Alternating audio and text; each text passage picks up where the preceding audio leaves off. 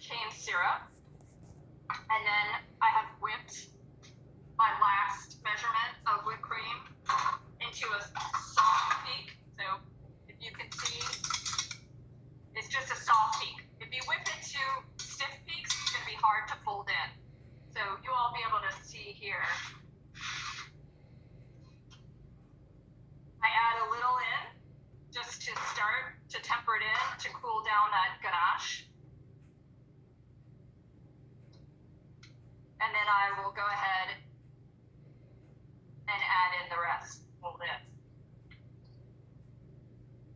So this is always a go-to if I'm doing dinner at home, and we even put this in our cases here at the bakery. I think New Orleans is definitely a classic dessert place. You know, you all probably are familiar with that. Bread puddings, creme caramel, chocolate mousse, creme brulee, anything French with French origins is definitely popular.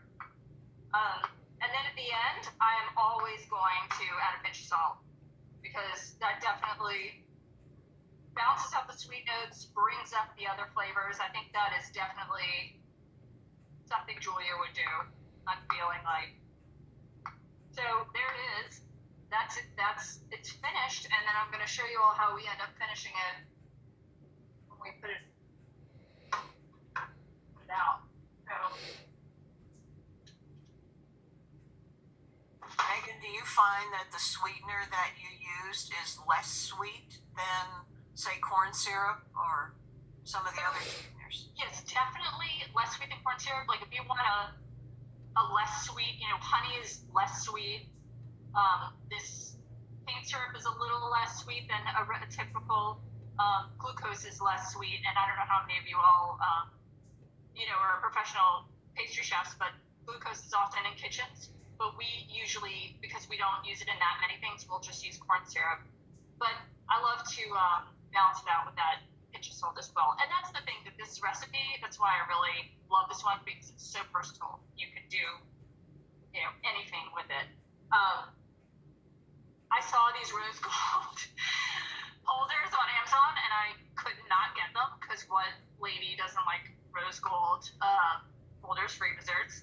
So this is the end result. What I did was I took this and refrigerated it for a couple of hours until it's stiff, and then I put it in a pastry bag so it's stiff enough to pipe, and then I'll pipe it in to my cups. But also what you can do is very easy. I can just pour it into a container, pour it into this, and fill it to the top. And then I can either pipe on top or leave it alone, just like it is. And then I have, you know, all kinds of easy things that I can use to garnish. We have these ballerina chocolate balls. We have chocolate to garnish that I made, some tempered chocolate garnish, but, you know, candied fruit, candied petals, you know, floral if you're doing a rose infusion, you know, candied petals on top, candied oranges. The list is endless. So, does anybody have any questions? Let's see. Thanks, Beth. I see your message.